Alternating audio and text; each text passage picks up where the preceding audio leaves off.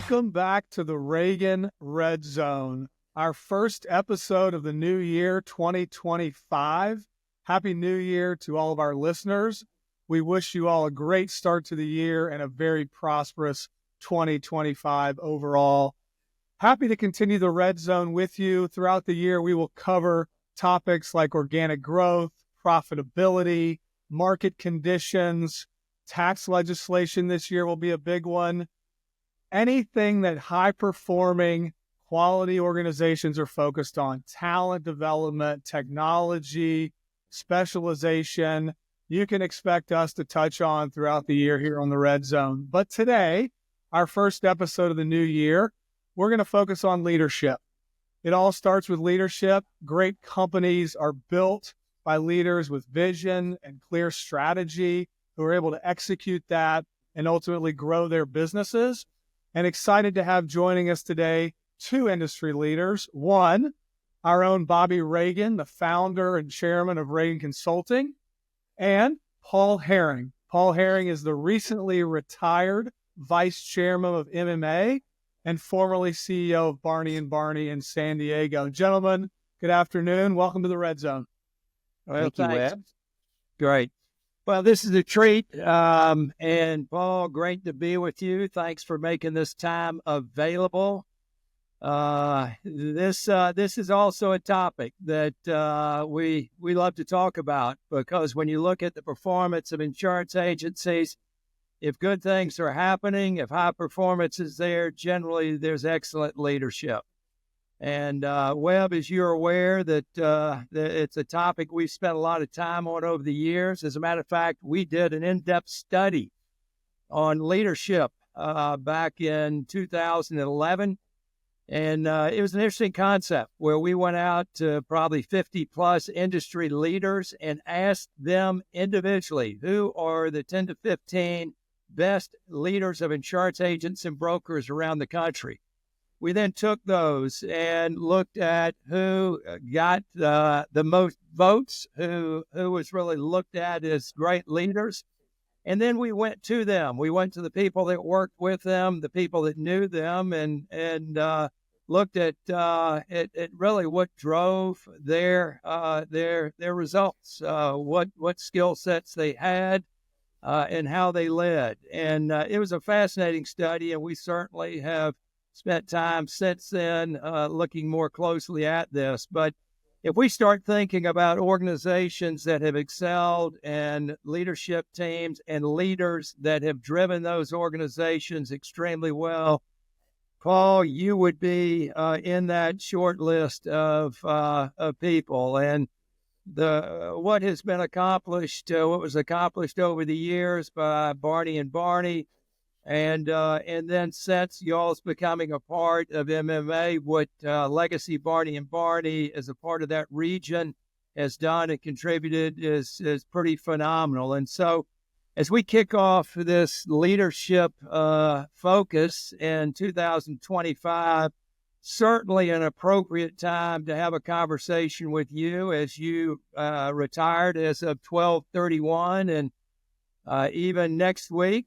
You're going to have a retirement event where a lot of friends and associates are going to come together, and knowing your team, there'll be a lot of wonderful things said. You'll probably get roasted a bit, but that will be a fun event. But it's great to have a chance to spend this time chatting with you.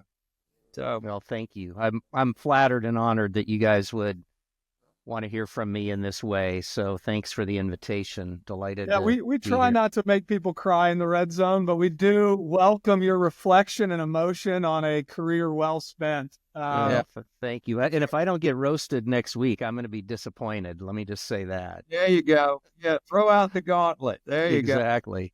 Paul, maybe a good place to start is to look at a broad view and give you a little freedom to focus on over your career. With the success that the company enjoys, you provided leadership to the company over many years.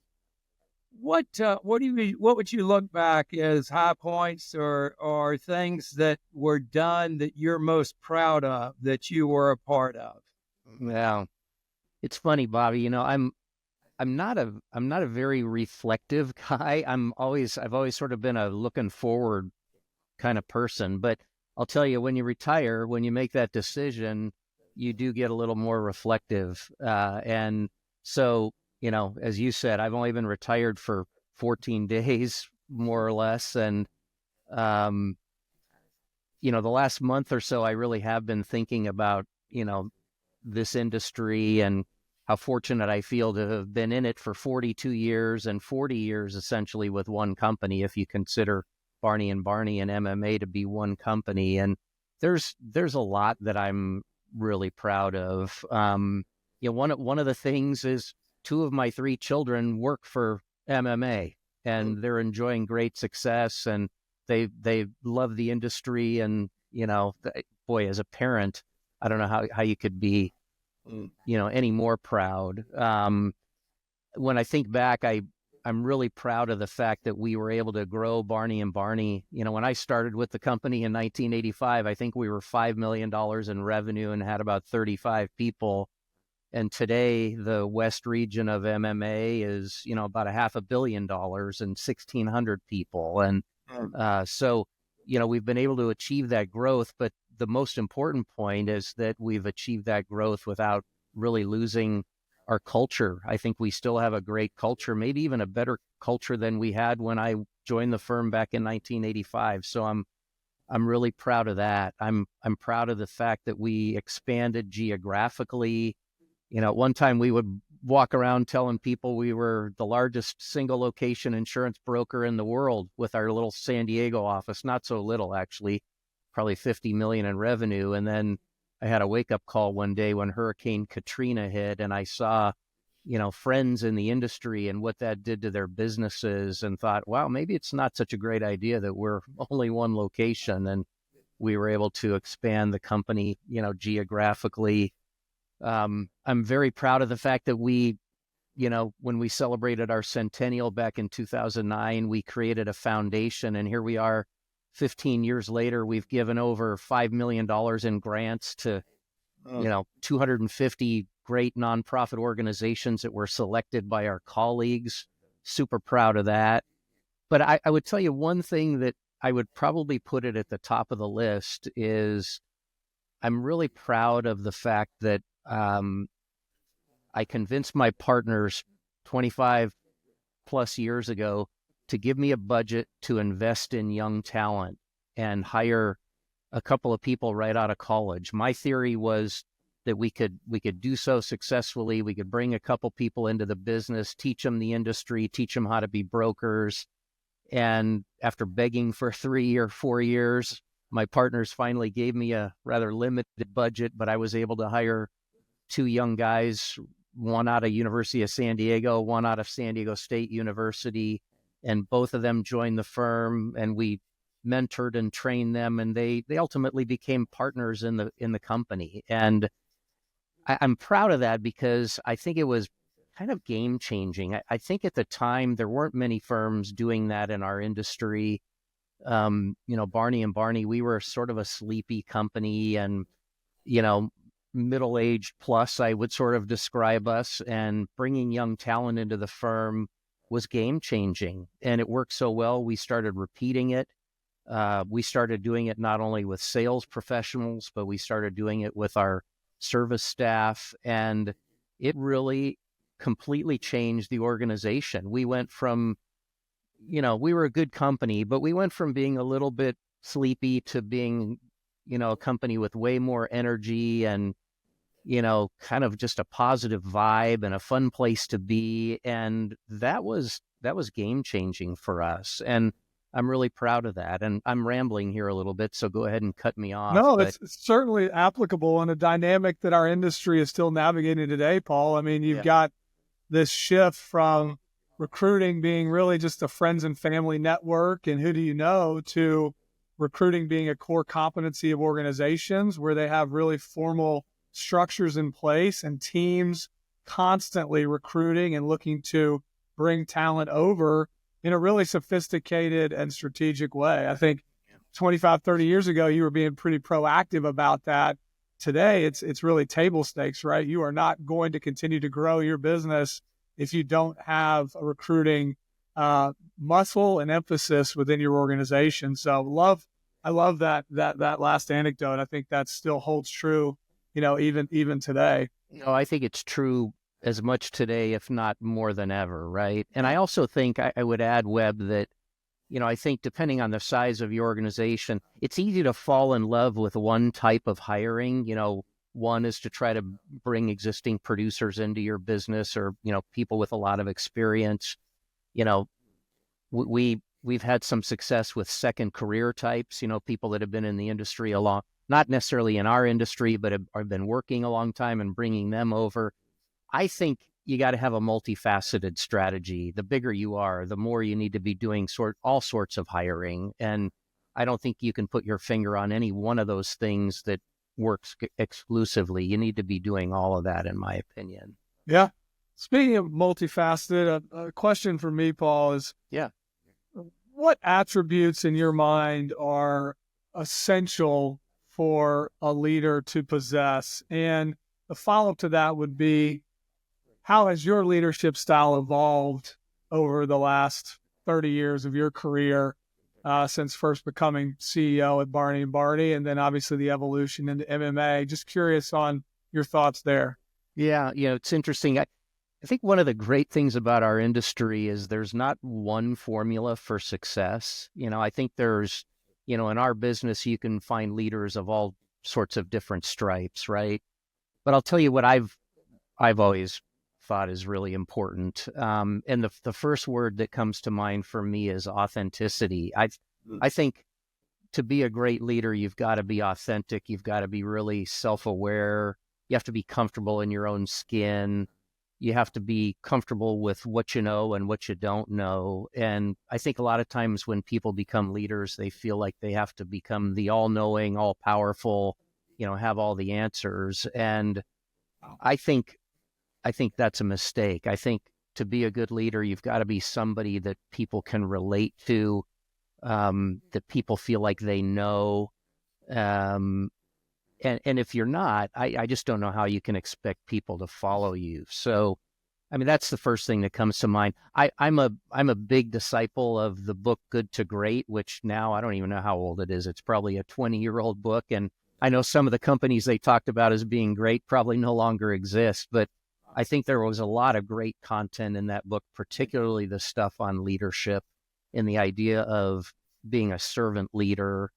I just really felt like that hit home with me, and how great leaders weren't necessarily, hard charging, attention seekers, but tended to be more humble people that were willing to roll up their sleeves and get in the trenches with their colleagues and do anything really to help the business be successful, but also didn't necessarily want to be in the limelight and have all the attention. And that always really resonated with me. And then, when I think about my own experience, I'll tell you this, I was never the smartest person in the room, but I was comfortable with that. And one leadership maxim that I once heard is, don't be afraid to surround yourself with people smarter than you, and then get out of the way and let them do what they were capable of doing. And I think that's a bit of my story. As I said, I was never the smartest guy in the room, but what I was really good at, and Bobby knows this because we've worked together for so many years, I'm a fanatic about execution and getting stuff done and creating action items and follow up and accountability and making sure stuff happens. And I would say that was probably my personal strength that I brought to the table. I had a lot of people that I was lucky enough to be in business with that were way more creative than me, more visionary than me, certainly smarter than me, but I had an ability to kind of wrangle all that together in my role as the CEO and make sure that we got stuff done. Well, Paul, you talking about Jim Collins and the thoughts he shared. You certainly have demonstrated what do they call a level 5 leader. Exactly. You're driven, but you're humble. You take blame when things don't go right, and you share success. And y'all enjoyed a lot of success. And one of the neat things about Barney & Barney is y'all had such a wonderful culture. and a culture that drove success. I mean, y'all were high performance. You also were a lot of fun. I mean, the culture was a fun culture. Nobody took themselves too seriously. That stuff doesn't happen accidentally. How did that evolve? What to others listening that are building organizations or wanting to foster their own? How does that happen? Yeah, I think I don't know that I know exactly. Frankly, Bobby, I think some of it was just dumb luck.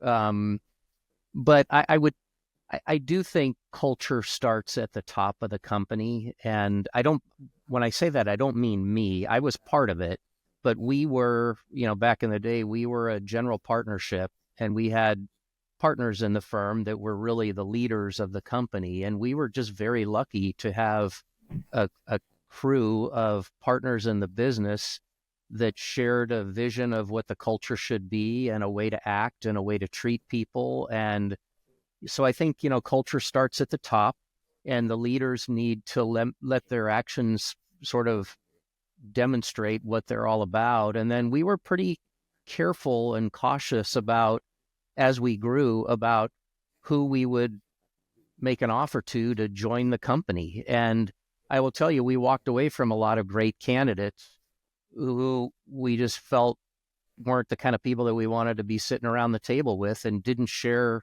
our vision for what the culture of the company should be. And, we made some mistakes along the way. Everybody does too. But I really think that, culture starts at the top, and we had an amazing crew of principals, partners in the business that were fanatical about having that culture and preserving it. And we were lucky that we've been able to really, as I said earlier, grow the way we've grown, but also preserve a culture that we're all really proud of, and it still exists today.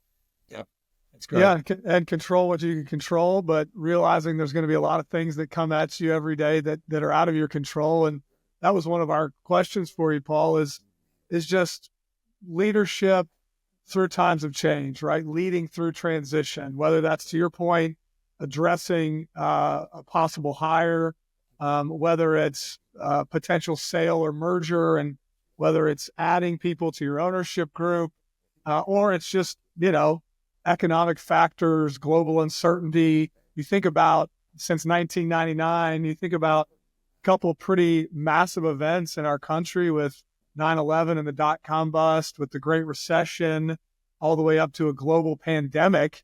That's your generation of leaders had to kind of guide their organizations through those three pretty significant times, including many more, I'm sure, in their own cities and regions. And so just curious how you think about leading through those tougher moments, those times of transition. Yeah, great question, Webb. And you touched on a number of things that I remember so vividly, 9/11, and I remember, everything closing down, with COVID, which wasn't that long ago. Part of my answer, I guess I would say, was I'd go back to the first thing I said about leadership, and that's authenticity. People look to the leaders when those things happen, and they want to see how you're reacting and what your emotions and feelings are. And I think you've got to be just honest with your people during those times. I think those, transitional times and times of crisis are when communication is key. And, hopefully having established trust as a leader in your people, being a great communicator with them, and, open and honest about, what you can control and what you can't, and what you're worried about and what you're not worried about. Those are all really key factors about getting through transitions. And we went through a bunch of them. When we decided to sell Barney and Barney and become part of MMA, that was a massive transition. And I remember standing up in front of our people and telling them that my hope was that 6 months after we closed the deal, that everybody would still feel that they were getting up every day and going to work and doing what they do with the people they love to do it with. And thankfully, as I look back, I feel like we accomplished that. So, I think, I don't know if I'm completely answering your question, but I think it's about great communication, maybe accelerating the amount of communication, right? Change creates stress. And when people are stressed, they want to hear from you a lot. They want to know what's going on. They want honest updates on here's what's going well, here's what's not going well, here's what we need to work on. And so I think,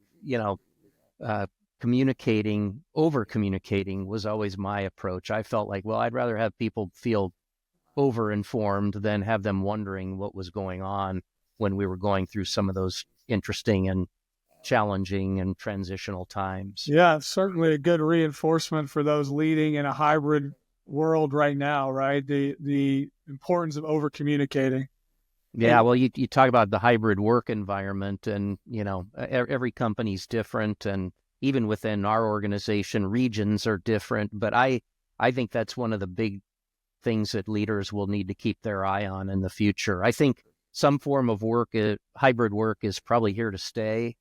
I think at least in our company it is, though it probably differs, from company to company. But I think it puts an added responsibility on leaders to make sure their people feel connected. That's how you're going to continue to build loyalty and maintain culture, is just finding a way, even in a hybrid work world, to have your people feel like they're connected and part of something. So. Well, as we talk about managing through challenges, we shouldn't skip past the fact that what Southern California is going through right now with the LA fires. And I know, Paul, y'all got a number of your associates that are being affected by this directly. Y'all got a huge operation, including a big high-end personal lines operation in LA.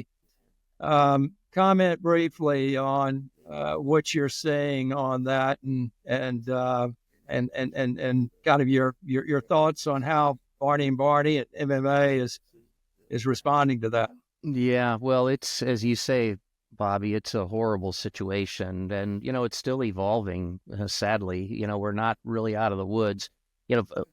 I happen to be in San Diego, which is an area that's also prone to the same sort of thing going on. And I can just tell you guys, I know you're not here in California, but when something like this happens, we're all out west here on pins and needles. Just, what's the wind doing today, even in our area where we've been lucky enough not to have any significant fires. But the LA situation is just, it's brutal. We happen to have 5 colleagues that I know of that had total losses of their homes up in that area. Over 60 of our colleagues have been evacuated. Some are still out of their homes and are not even sure when they'll be let back in. I know that from a client perspective, and you touched on it, Bobby, we tend to focus our private client efforts on sort of high net worth individuals and high valued homes. I know that we have over 100 clients that have total losses, and that's just a preliminary number. It's likely to go higher than that as we, begin to hear from people that have had a hard time communicating, or even who don't know what the result is or what their home situation is. So, it's a terrible deal, not just for us, obviously, but for our entire industry. And yet it's times like this when our industry can step up and, what we sell is an intangible product. And I know that we have amazing claims people up in LA who are working, way more than 9-10 hours a day right now to communicate with our clients and to be there for them and to assure them and to coordinate with our insurance companies who will step up in these situations. And so it's a tragic time, but also a time for us to kind of rise to the occasion. And yep. We're doing our best to do that, and I hope our industry does the same. Yeah. Paul, as leaders, I know you acknowledge that you've stood on the shoulders of others that preceded you, and you had the benefit of working with a phenomenal leader and Larry Shea, and working and knowing a lot of other great leaders that were friends and mentors of yours. Comment, if you would, on how all of that has impacted you and where you see the opportunity for folks to continue doing that in the next generation of leaders. Yeah, show me a great leader, Bobby, and I'll show you somebody who's had great leaders who are willing to mentor them and teach them and train them. And I've had so many people, too many to name. I'd be afraid to name a few because I know I'd be leaving a bunch out. You mentioned Larry Shea, who was, our longtime CEO at Barney and Barney and was a great mentor to me. I just had a chance to have lunch with Larry yesterday, and you know him well. He's 85 and looks the same as he did 30 years ago. But I had that honor, and I think all of us in the business have a responsibility as leaders to be training and mentoring the next generation, and frankly, thinking about succession planning and making sure that we've got talented people who can fill our own roles and the roles of other leaders in our organizations. And if you don't mind, maybe I think here I would just love to mention, Bill Henry. I think so many people that will probably listen or watch this podcast knew Bill, and Bill was the longtime CEO of MHBT in Dallas and a great friend of mine. I got to know Bill when we both served on the CIAB board together, and unfortunately, he passed recently. And I want to take a moment to recognize a great man, a very humble servant leader kind of guy. Bill always talked about PLUs, and hiring PLUs, people like us. And he was I think of Bill as kind of a Pied Piper in our industry. And I know both of you guys knew Bill really well. And he's a great man of integrity and conviction and commitment to the business. And we lost a real icon in our industry in the last couple of weeks here with Bill's passing. But I know he's left a lasting mark, not just on our company, but on the industry and in total. And I'm sure you guys feel that same way. Absolutely.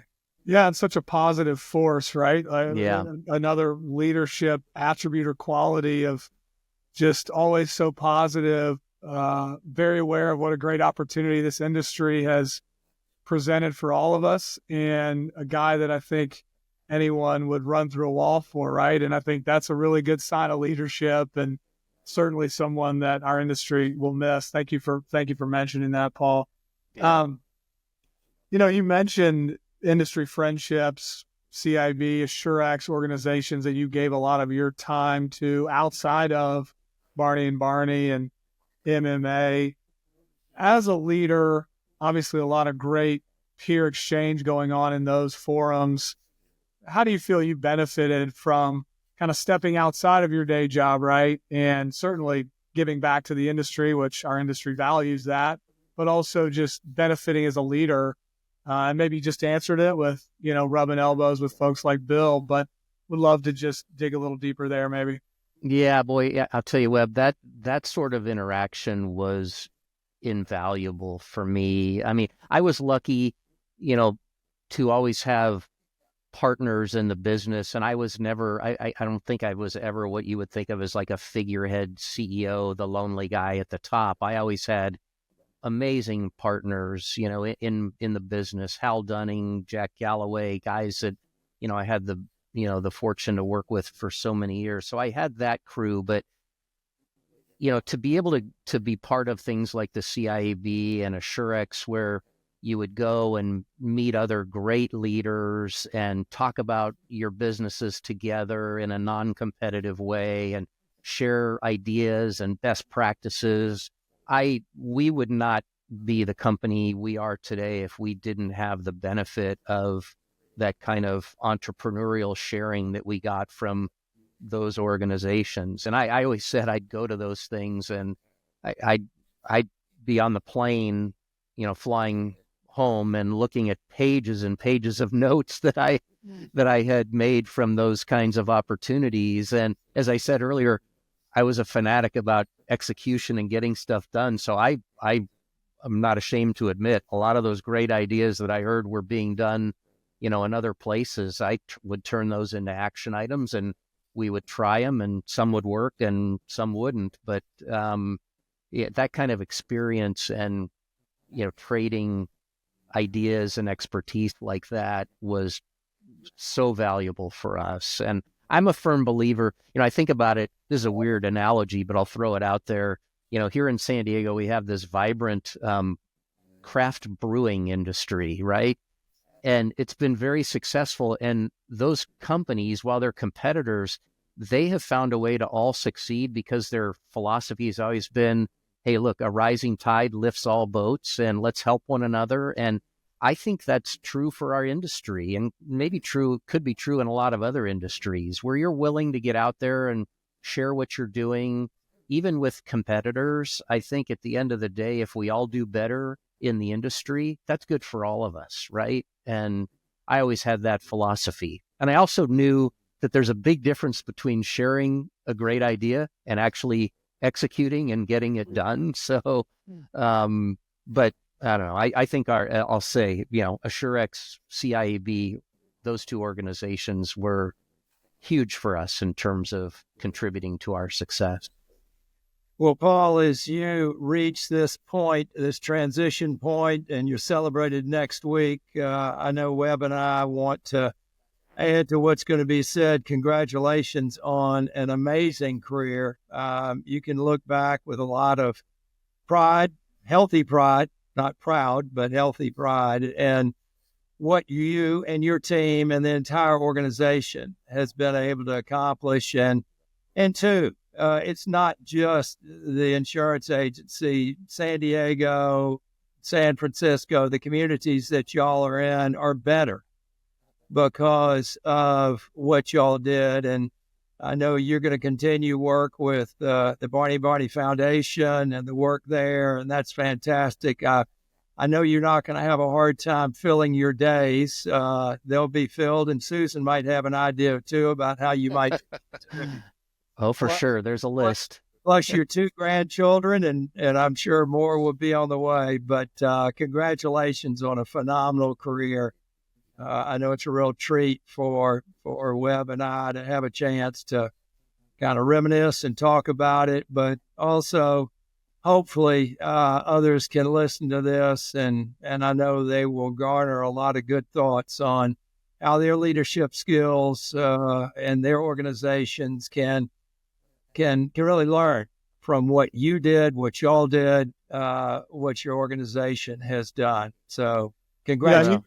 You won't get any roasts from us, Paul. We appreciate the friendship. I certainly appreciate the mentorship. I met you in 2005 and just grateful for the support you've given to my career and certainly being here at Reagan as well these last few years. So thank you for everything. It is kind of a nice moment to be able to connect with you right here at this point of transition for you, and certainly cheering you on in this next chapter for sure. Well, thank you guys. Again, I'm flattered and honored that you would want to have me be part of this, but it's been a lot of fun. And I know you're not looking for it, but the role that both of you guys played, Webb, during your tenure at CIAB, Bobby, you were a longtime consultant for us, and you played a huge role in our success as well. And I'm very grateful for that. And, I've shared a few times of late that I think we're all really lucky in business when we get to a place where your business relationships transcend the business and become true friendships. And as I've been reflecting lately, that's one of the things I'm most grateful for. And you guys are among those friends, not just business friends, but true life friends. And I feel very lucky to have a lot of people in that category that are now friends that came to me through the business world, and they will be lifelong friends. So thank you guys. Really appreciate this. And it's been fun to catch up, and I look forward to our paths crossing in person sometime in the near future. So, yeah, well, thank you for joining the Red Zone. Bobby, we almost made him cry, but we didn't quite get there. Yeah, that's right. We'll leave that up to his partners. They're better equipped to do that than we are. No doubt. Well, they have more material. Yeah. Well, Paul, thank you again for joining us. And for those of you listening, thank you for giving your time to the Red Zone. You can continue to find us here once a month, putting out content through our podcast, and look forward to seeing you all out there throughout the year, and all the best for a great 2025.